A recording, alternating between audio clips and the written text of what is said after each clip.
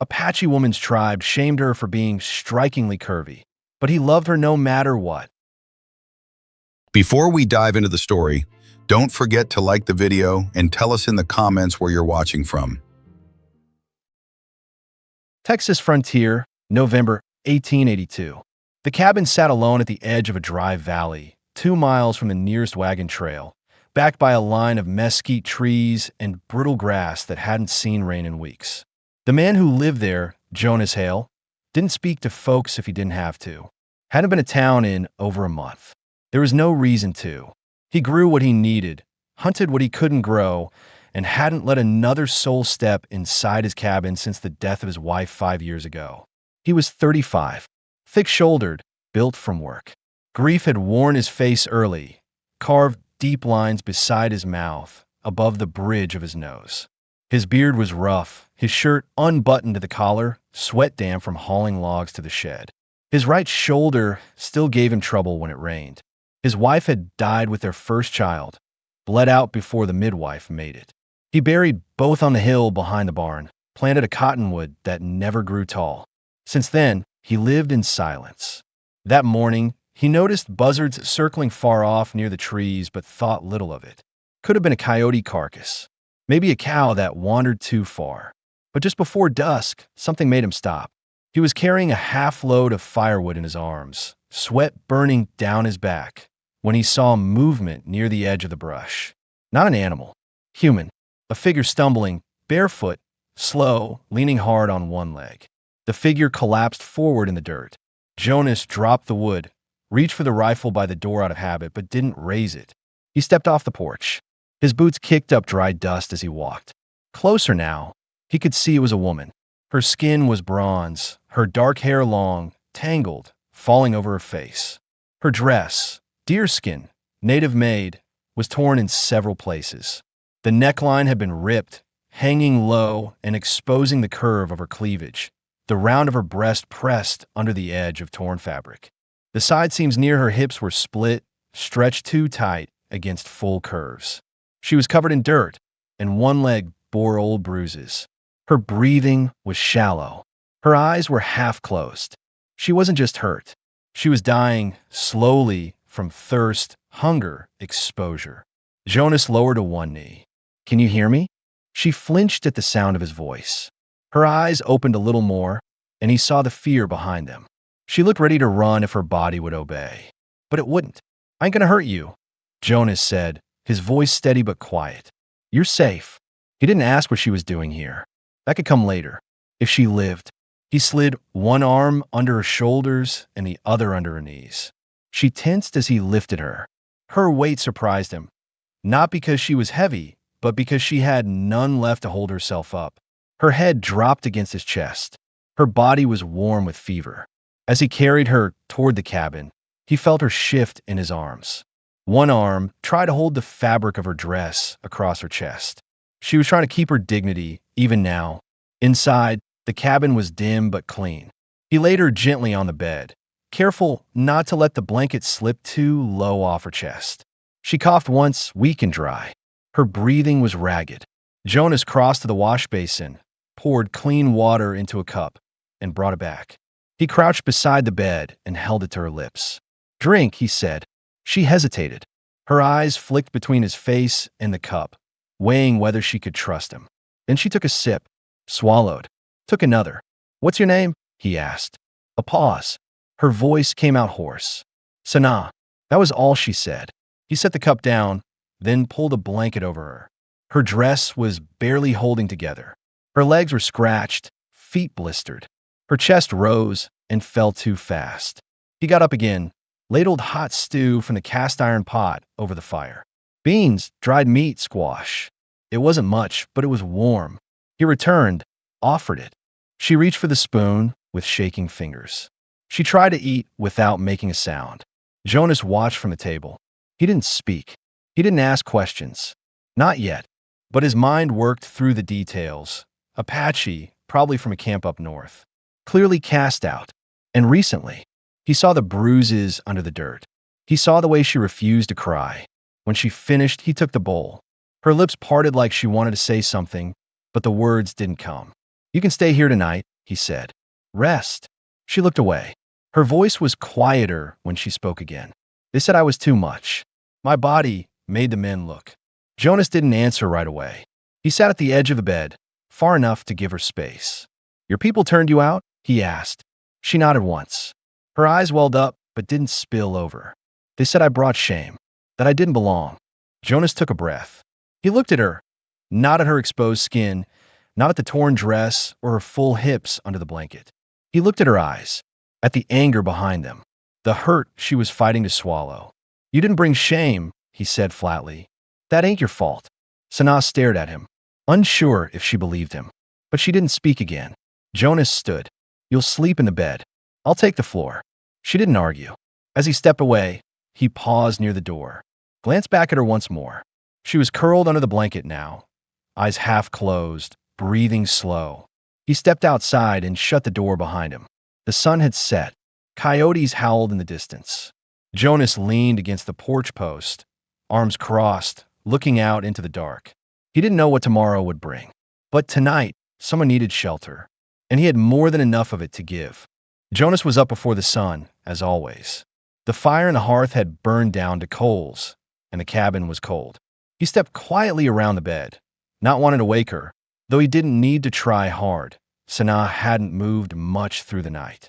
Her breathing had been uneven at first, light and quick like a trapped animal, but sometime before dawn, it had evened out. She was still asleep, curled beneath the wool blanket, her face turned toward the wall. A lock of her dark hair had fallen across her cheek. She looked younger now, softer than she had the night before, less guarded. The rise and fall of the blanket over her chest was slow and steady. Jonas moved around the room, stoking the fire, boiling coffee, and mixing cornmeal for breakfast. His movements were quiet, practiced. He didn't glance at her often, but he was aware of her every breath. By the time the sun crept through the gaps in the shutters, he heard her shift. Her voice came a minute later, dry and cautious. Where am I? Jonas poured 2 mugs of coffee. My land, south of Dry Fork. She pushed herself up slowly, careful to keep the blanket around her shoulders. Her dress had shifted again in the night, one strap barely clinging to her shoulder, the neckline dipping dangerously low. She pulled the blanket tighter. Dry Fork's 2 days north, she said. Jonas set the mug on the trunk beside the bed. That's right. She looked around the room. Barewood walls, a single shelf lined with dried herbs and tools, a table with 2 chairs, his coat hanging by the door. It was a man's space. Warren lived in. Not cruel, just quiet. You live here alone? I do. She nodded slowly. How long? He paused before answering. 5 years. Sanaa watched him, eyes sharper now. She wasn't just awake. She was trying to understand him. Understand why a stranger had carried her into his home, fed her, let her sleep in his bed without touching her. You didn't ask me where I came from. No, he said simply. Didn't seem right to press. There was silence. She lifted the mug, hand still unsteady, and drank. When he brought over a plate of corn mush and cooked beans, she looked at it, then at him. You feed all strangers this well? Only the ones who collapse on my land. It earned him a small, unexpected smirk. Quick, almost invisible, but it was there. She ate slowly. He sat across from her, drinking his coffee, not saying more than needed. After breakfast, she stood on her own for the first time since arriving. Her legs wobbled but held. She kept the blanket wrapped around her but walked toward the door, barefoot. Jonas watched her pause at the threshold. The morning was cold. She looked out at the land. Rolling brush, low mountains far off, the barn standing quiet near the corral. There was nothing else. No voices. No signs of life, but birds. She whispered, It's quiet here. Yeah, I don't hear the river. Or the drums. Jonas stepped up beside her. You miss it. She didn't answer right away. No, she said finally. Not anymore. She stood silent for a long moment, arms drawn around herself, watching the sky. Then she asked what Jonas knew would come sooner or later. Why did you help me? He rubbed a hand over his beard. Thought about lying. Decided not to. You needed help. I was thrown out, she said, her voice flat. They said I took too much. Drew too much attention. Men looked, and the elders blamed me. Her words didn't shake, but her hand clutched the blanket tight at her chest. He looked at her, not just her shape or the curve of her hips outlined under the blanket. He saw the way she braced herself, ready to be shamed again. Dismissed. You didn't ask for that attention, he said. No. You didn't do anything wrong. No. Then what happened to you? He said. Ain't on you. She looked at him for a long time after that. Inside, Jonas pulled an old pair of boots from the trunk. Smaller. Belonged to his wife once. He set them near the bed without comment. He also found a flannel shirt and a spare petticoat. She would need something warmer soon. When he turned back, she was still by the door. She didn't cry, didn't thank him. She just said, quiet and plain, I don't want to be sent away again. Jonas stared at her, then gave the first answer that came honest. Then don't go. She looked down. Her throat moved. Her voice, when it came, was more fragile than before. You don't even know me. He nodded. You don't know me either. They didn't speak after that. Not for the rest of the morning. Jonas went out to the barn, fed the horses, cut wood, hauled water. She stayed inside, mostly, wrapping herself in the blanket, moving slowly from the bed to the fire. She tried to help. He noticed that. She swept the floor with his old broom without being asked. She cleaned her bowl and his. When she folded the blanket later, he saw her glance at the boots, but she didn't put them on. That evening, they ate together again. Still no questions. Still no demands. But when he rose to take the plates, her hand brushed his. He froze. It was only a second, just her fingers touching his wrist. But it was enough. He looked at her. She looked away. Later, he rolled out a bedroll near the hearth. She lay down on the bed again, the blanket pulled up around her shoulders. Her hair loose down her back. As he settled into the bedroll, she spoke once more. If I stay, she said, I'll work. I won't be a burden. Jonas stared at the ceiling. You already helped, he said. I hadn't spoken this much in years. She didn't answer, but the silence between them didn't feel like distance anymore.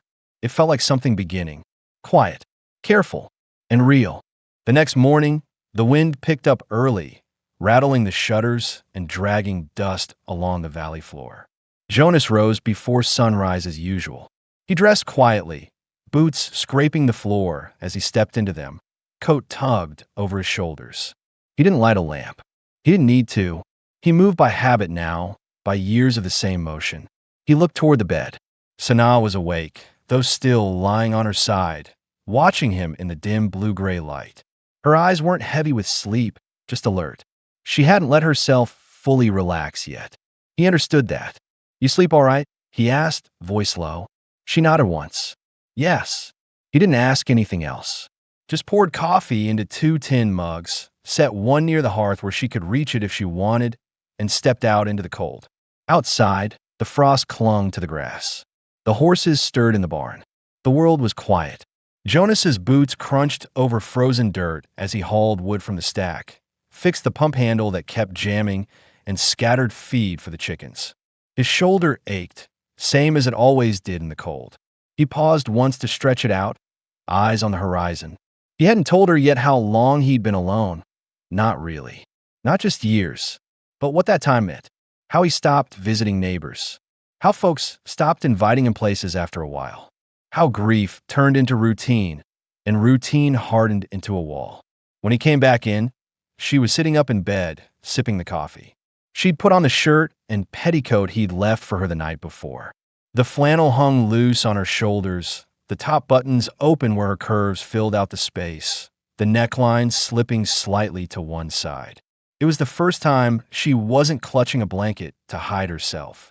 She still watched him carefully, though, testing whether she was still welcome. He set down a bundle of firewood beside the stove. You warm enough? She nodded.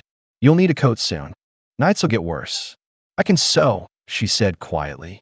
If you have fur or cloth, I can patch it together. He met her eyes. How about hides? Some thread. You can have at it. She looked down into the mug. I'm not good with idle hands. That answer told him more than she realized.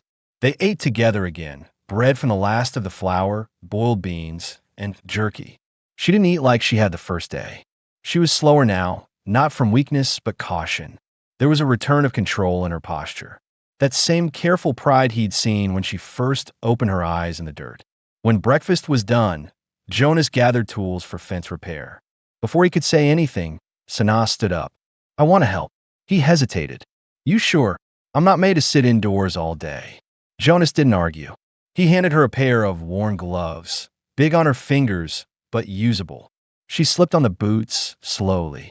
They fit better than expected, if a little loose. As they stepped outside, she squinted into the sun.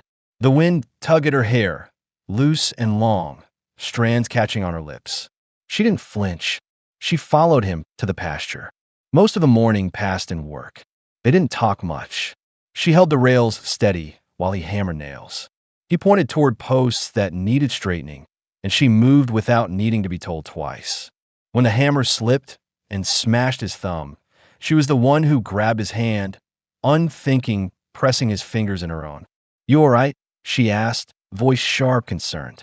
He didn't pull away, just nodded once. Yeah, just stupid. She didn't let go right away. When she did, it was slower than necessary. Later, they sat in the shade of the fence. He handed her a canteen. She drank and wiped her mouth with the back of her hand. He asked, You have family? Sanaa hesitated. Then, after a pause, My mother died 2 winters ago. My father doesn't speak to me. I have 2 older brothers, both married. They wouldn't say a word for me when the elders held council. What about the man they said you tempted? Her face turned hard. He was one of the elders' sons. He wanted me to be quiet about what he did.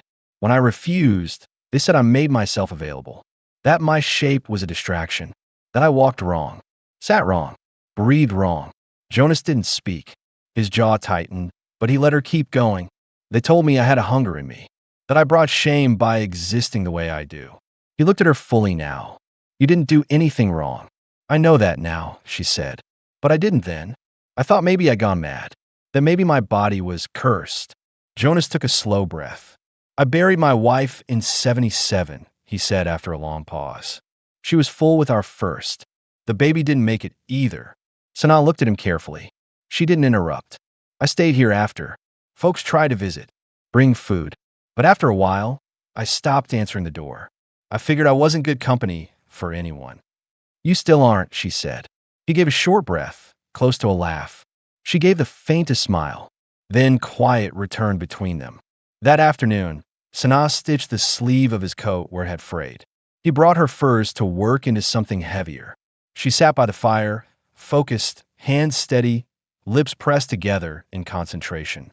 Her chest rose and fell beneath the flannel shirt, which still hung open in places, revealing the top of her bust as she leaned over her stitching. Jonas noticed it but didn't stare. Still, something in him shifted just slightly. He hadn't thought of another woman that way in years. He hadn't let himself. As evening fell, they stood together on the porch. The sky was a deepening red. She held a blanket around her shoulders again, but her posture was no longer guarded, just tired. You planning on going anywhere? He asked. She didn't turn her head. Is there anywhere else to go? He thought a moment. No. Then no, she said. He looked down at her, the shape of her figure lit by the fading sun. She didn't shrink under his gaze, didn't cover herself. She let him look, and he didn't look away. The wind didn't let up the next morning. It came down hard from the north, cold and sharp. Jonas wrapped a scarf around his neck before stepping outside. Sanaa followed close behind, dressed now in a makeshift coat she had sewn from patched hides. It fit her well enough, tight around the chest, drawn at the waist with a strip of leather. Her curves filled it fully, and she didn't hide that anymore. She held her head high. The barn roof needed fixing. A few shingles had peeled back in the wind. Jonas fetched the ladder while Sanaa gathered tools. He hadn't asked for help, but she moved beside him anyway, sleeves rolled, hair braided back and tied with leather. The shirt she wore beneath the coat dipped at the collar, revealing the top of her chest with every lean or reach. She didn't adjust it. Not once. Not to hide. Not to invite. She simply worked. When they finished, Jonas climbed down and set the hammer aside. You learn to patch roofs where you're from? He asked. My uncle built homes near Fort Mason, she said. He let me carry nails when I was small. Said hands that build are worth more than mouths that talk. Jonas nodded. He was right. They stood in the cold silence for a moment, both of them looking out at the bare field. Then she asked the question he'd been expecting. You ever think about leaving this place? He paused. No, not in a long while. Why not? Because I made this with my hands, he said, glancing toward the cabin. I buried my wife on that hill. My whole life's right here. She didn't respond right away. Then, you didn't bury yourself with her. No, he said, but I tried to. They didn't speak for the rest of the morning. By midday, Sanaa had pulled a chair near the fire inside the cabin, stitching more leather patches while Jonas sharpened tools at the table. The cabin had taken on a new feeling, one he hadn't recognized at first. The silence between them wasn't heavy anymore. It felt lived in, comfortable. At some point, he glanced at her, and she was already watching him. You keep staring, she said. You keep looking back. Her lips curved slightly. Do I make you nervous? Jonas took a slow breath. You make me think about things I stopped thinking about. She looked down at the coat she was patching. Like what? Like what it means to share a home again. She was quiet. Her fingers moved carefully, stitching along the edge of a sleeve. Then, without looking up, I'm not a wife. I didn't say you were. I've never been one. He set the knife down. You don't have to explain yourself to me. She met his eyes again. I want to. Eventually. Jonas didn't push. He stood, walked to the shelf, pulled down a tin of coffee. You want some? Yes, she said, but only if you'll sit across from me when I drink it. He poured 2 mugs, set them both on the table. She joined him a moment later. They drank in silence, the kind that didn't need to be filled. That night, he didn't unroll his bedroll by the hearth. Instead, as the cabin darkened and the fire dropped to glowing embers, Sanaa stood from the chair and walked toward the bed. She didn't say anything, just turned back, looked at him, then pulled back the covers and sat. Jonas stood by the fire, still wearing his shirt, hands open at his sides. He didn't move until she reached for his wrist. You said I didn't do anything wrong, she said softly. But I want to know, if I choose to be touched, does that make it right? He met her gaze, steady. Only if it's what you want. She didn't answer out loud. She leaned in and kissed him, slow, unsure at first. Her lips were soft, her breath warm. She kissed him like she hadn't been allowed to kiss anyone before. When she pulled back, she didn't explain herself. She didn't ask for permission. Jonas stepped closer, sat beside her. She reached for his hand and placed it just above her hip under the coat. They didn't speak again that night. But when she lay down beneath the blanket and he joined her, pulling her gently into his chest, her body fit against his like she'd always been meant to be there.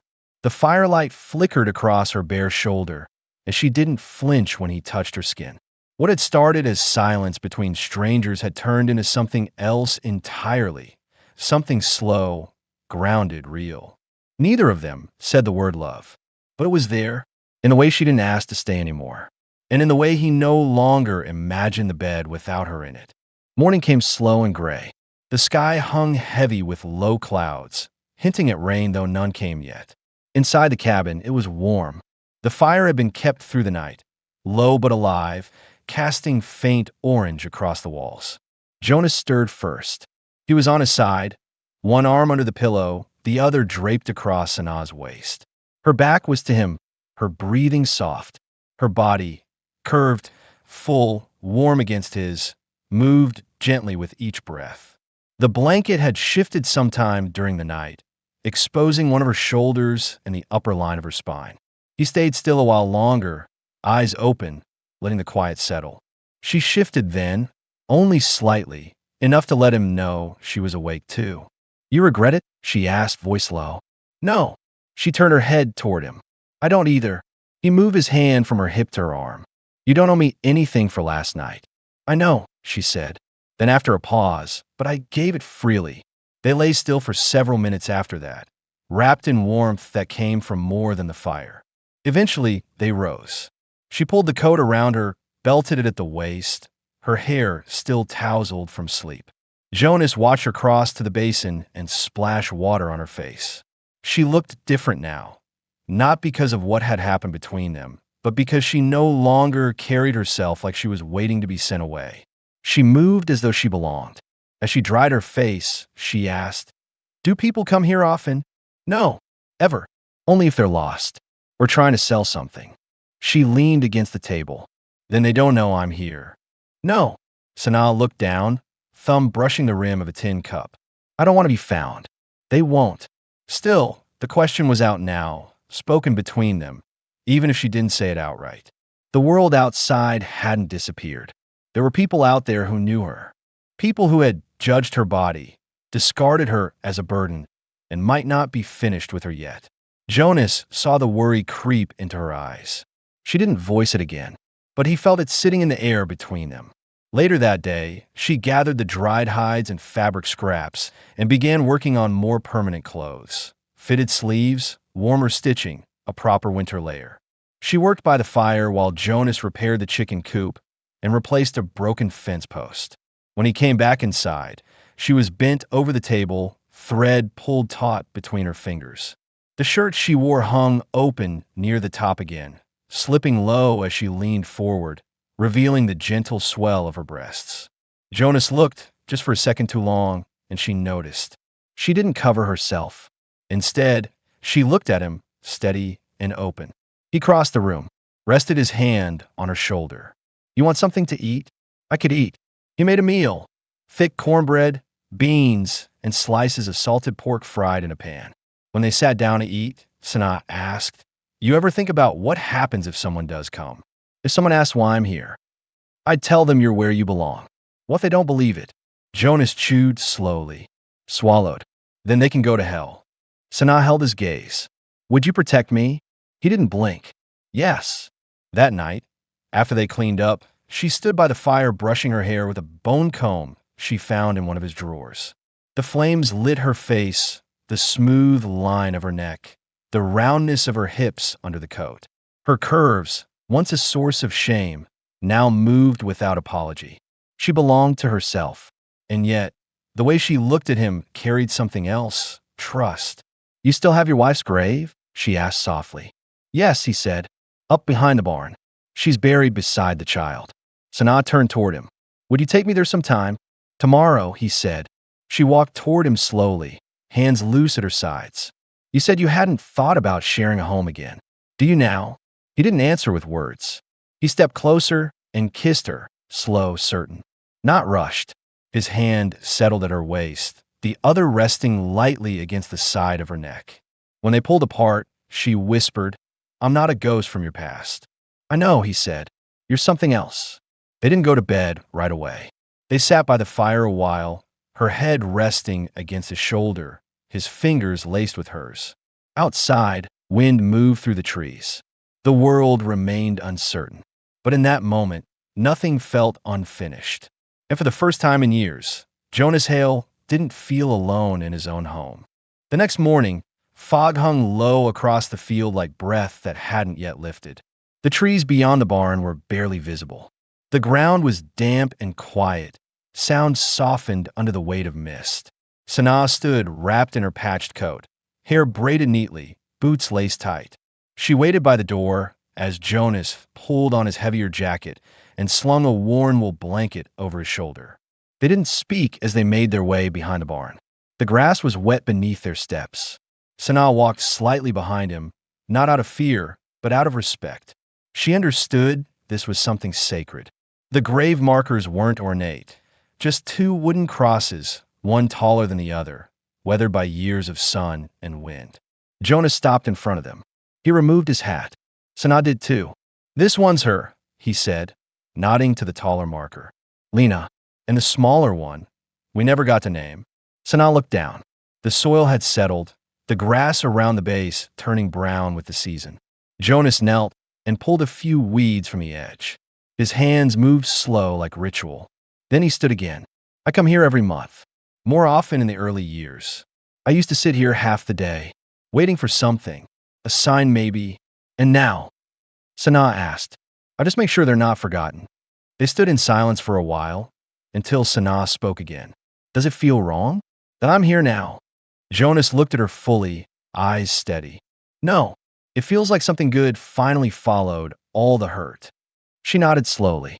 Then she stepped forward, crouched by the grave, and laid a small bead necklace beside the cross.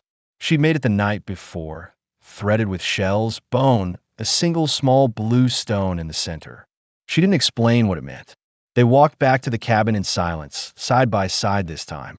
Later, Sanaa chopped vegetables while Jonas cleaned his rifle at the table. It was the first time she asked about it. Do you still use that? Only when something threatens the animals. Or when I ride into town for supplies. Is it dangerous here? Not usually. But out here, a man's better off being ready. She gave a slow nod. You think someone from my tribe might come looking? Jonas wiped down the rifle barrel. I don't know. Depends on how public your exile was. It was public, she said flatly. They tied me to a post outside the elder's tent while they argued about whether I should be cast out or married off. Jonas looked up sharply. Tied you? She nodded, eyes steady. The cloth I wore then, it tore. That's how the dress ended up the way you found it. He clenched his jaw. You didn't tell me that part. It didn't matter before, she said. But I want you to know it now. Because I chose you. Not out of desperation. But because I wanted someone who wouldn't see me like they did. Jonas stared at her across the table. And how do you think I see you? Like I'm enough. Like I'm not somebody to be blamed or hidden. He stood slowly. Across the room. He took the knife from her hand, set it down gently, and turned her to face him. You're not just enough, he said. You're what's right. She let him hold her, her hands pressed to his chest, fingers curled in the fabric of his shirt. She closed her eyes and breathed him in. His warmth, his steadiness. She let herself feel safe, fully, without flinching. That night, after supper, she undressed without shame. Her dress slid from her shoulders. Her curves were soft, full, her skin warm beneath his hands. He kissed her like he meant it, slow and focused, letting her lead. Her breathing deepened as his hands moved down her back, over her hips. She wasn't rushed. Neither was he. When he laid her down, it wasn't out of want. It was out of connection. His body against hers, his mouth on her skin. She gasped once when his hand moved between her thighs, then pressed closer. They made love without speaking, the firelight flickering across the wall, casting their shadows across the floor. Her back arched, her fingers dug into his arms, and he kissed her again, slow and steady, until they both stilled and lay tangled in warmth and quiet. Afterward, she rested her head against his chest, one leg hooked over his. His hand traced lazy circles on her lower back. I feel like I belong here, she whispered. You do, he said. A beat passed. Then he added, if anyone ever comes for you, I won't let them take you. She didn't reply. She just pulled the blanket over both their shoulders and held them tighter. And in the silence, they both knew something had changed, something final. This wasn't temporary. This wasn't a moment. It was the beginning of a life. The sound of rain tapping gently on the roof woke them just after dawn. A soft, steady rhythm. Sanaa was curled against Jonas, her hand resting over his ribs, breath warm on his shoulder. She stirred but didn't open her eyes. Neither of them spoke for a while. Outside, the sky had turned a pale gray. The land was still, blanketed in mist and mud. Jonas shifted carefully, brushing his lips against her hair. We needed the rain, he said. Sanaa murmured, we needed the quiet more. Eventually, they got up. Jonas lit the fire while Sanaa pulled on her coat and stepped barefoot onto the porch. The rain was light but constant, soaking the grass and running in thin lines along the dirt path that led to the barn. She watched it fall, arms crossed over her chest, her long black hair dampening at the ends. Jonas joined her, handing her a mug of coffee. She took it with both hands. I used to like the rain, she said, until the night they left me tied out in it. He didn't say anything, just stood beside her, watching the rain too. She glanced at him, but now I think I'll like it again. They spent the morning inside. Jonas repaired a drawer that had started to splinter near the edge. Sanaa ground cornmeal for bread, humming softly as she worked. She didn't hum often, but when she did, Jonas always paused to listen. At midday, the rain let up. The clouds hung low but broke just enough for some light to filter through. Jonas leaned back in his chair, arms crossed, watching her as she swept the floor. She wore one of his old shirts now, tied at the waist with a strip of rawhide. It pulled tight at her chest, the fabric stretched slightly where her bust pressed forward. She caught him looking. You've been staring at me more, she said. I'm not trying to hide it. She smiled faintly. You used to. I used to think it was wrong to want anything again.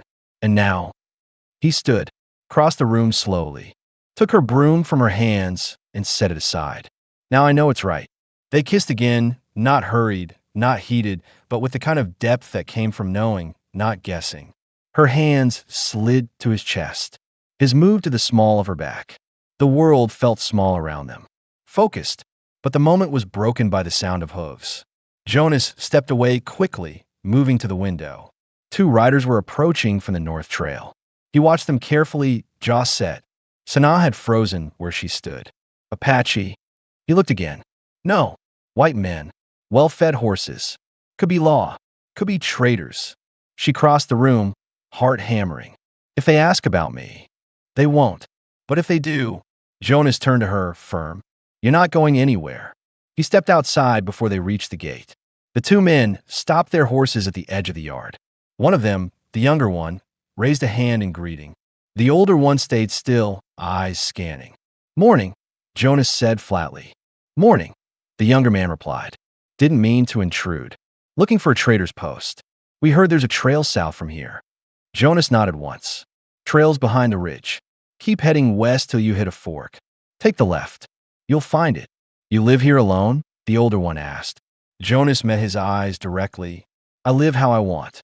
The older man held his gaze a moment too long, then finally said, Appreciate the help. They turned and rode on. Jonas waited until the dust settled behind them before going back inside. Sanaa hadn't moved from the window. Her breath was shallow, her fingers tense. They didn't see me, did they? She asked. No, Jonas said. And if they had, it wouldn't matter. She turned to him, voice low. You'd lie for me? I'd fight for you. He crossed to her, touched her cheek. They're just men. What they think don't matter. But if they come back, they won't. Her shoulders dropped. She leaned into him, and he wrapped his arms around her. That night, after supper, Sanaa sat by the fire mending one of his shirts while Jonas read from an old newspaper. She looked up once and said, I don't want to keep living afraid. You won't, he replied. She nodded, then stood and walked toward him, slow and sure. She took the newspaper from his hand and set it aside. Then she climbed into his lap, arms around his neck. Then don't keep living alone, she said. I'm not, he said simply. They kissed again, longer this time. Her shirt slipped off her shoulder, and he traced the edge of her skin with his thumb. She breathed deep against him, her curves soft in his hands. He held her close, grounding her, steadying her. By the time they went to bed, nothing between them was uncertain. She wasn't a guest anymore. She was his, and he was hers. It had been nearly 3 weeks since Sanaa collapsed outside his cabin. The routine they built no longer felt temporary.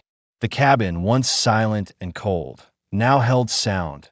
Boots on the floor, pots clinking, fire crackling, soft laughter, occasional humming. Their days were shaped by shared labor. Their nights were shaped by closeness. Jonas had begun to leave the bedroom door open when he rose before dawn. He didn't want to shut her out, not even for a few quiet hours. And Sanaa, she no longer hesitated when she reached for his coat or sat in his chair or stirred the pot he started. There was no asking anymore, only doing, only belonging. That morning, after checking the fence line and feeding the horses, Jonas returned to find her kneeling near the stove, face flushed from the heat. His shirt, really, was damp at the back, clinging to her skin. The neckline hung low over her chest, the buttons loose from wear. She was barefoot, her legs folded under her, humming something soft. He watched her from the doorway for a moment. Just watched. Then she looked up and caught him. Don't just stand there, she said with a crooked smile. You want food or not? I was thinking about something, he said, stepping inside. Dangerous habit. He pulled off his coat and set it on the hook. I've been meaning to go to town. Supplies are low. Nails, coffee, salt, and we could use a new blanket. She paused, wooden spoon in hand. You want me to come with you? Jonas looked at her carefully. I do. She blinked. You're not worried what folks might say? I stopped caring about what folks say a long time ago. She turned back to the pot, but her hand trembled slightly. I haven't walked into a town since they threw me out. What if someone recognizes me? He stepped behind her, rested a hand lightly on her hip. Then they'll see you're not alone. Sanaa leaned back against him slightly. I need a proper dress. You can sew. She looked over her shoulder. And you? You gonna shave that scruff and clean under your nails so you don't scare the children? He grinned. I'll think about it. They spent the rest of the morning preparing.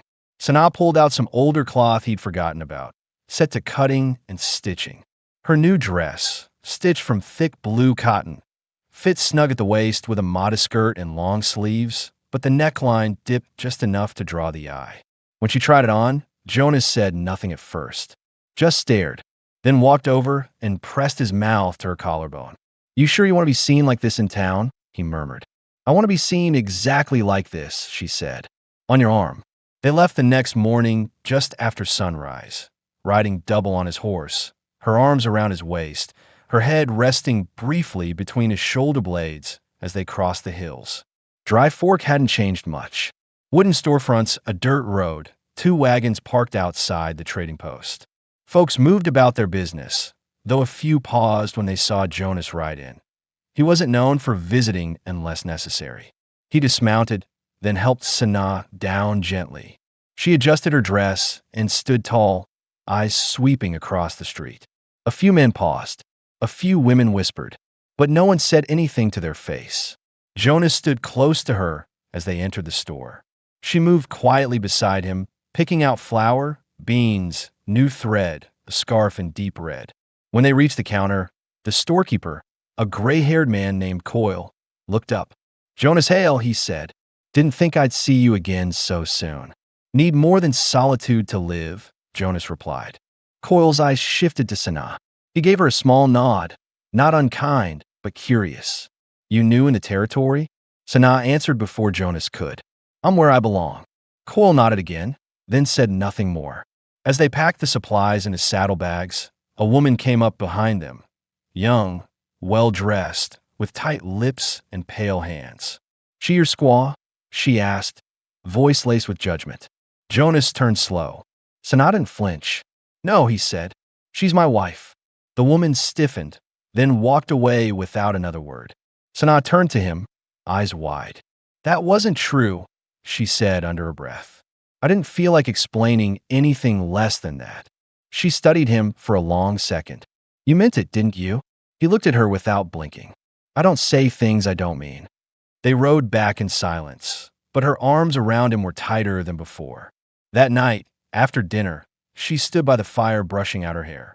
The red scarf she'd bought now tied around her neck. Her new dress hung from the wall hook. She wore only her shift, loose and thin, soft against her skin.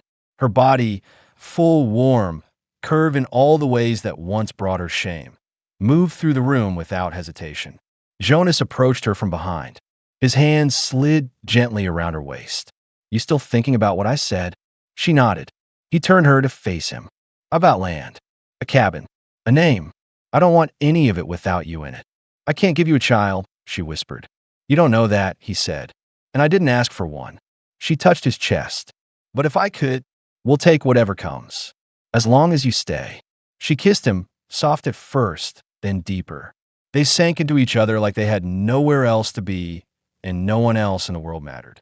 And in that cabin, in the hush between firelight and breath, she finally believed what she never had before.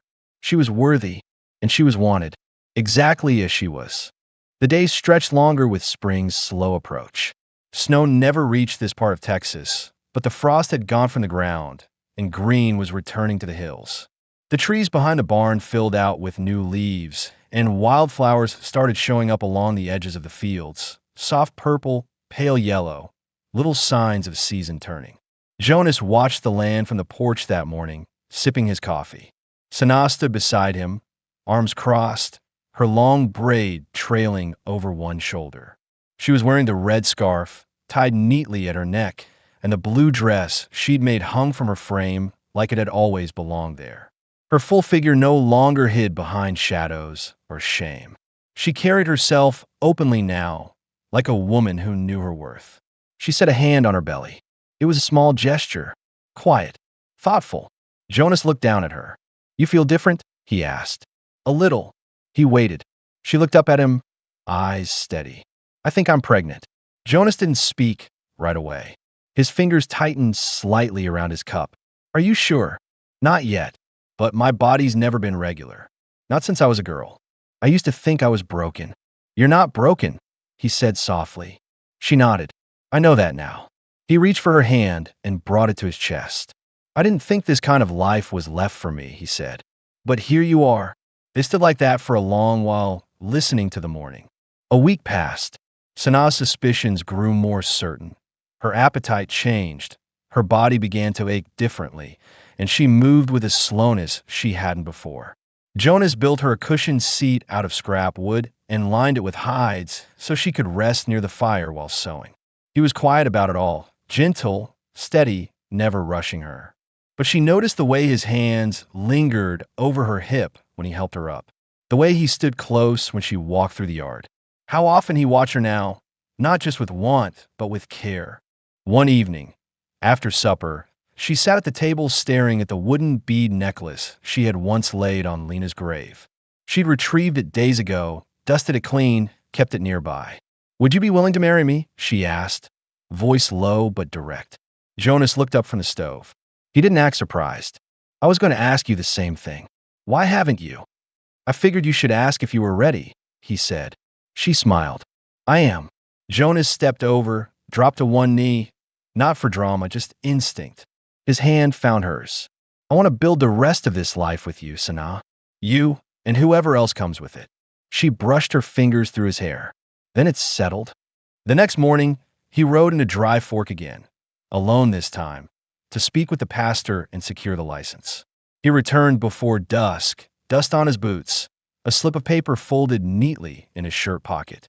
They married 2 days later under the cottonwood tree behind the barn, the same one he'd planted years ago over Lena's grave. It was tall now, not grand, but strong.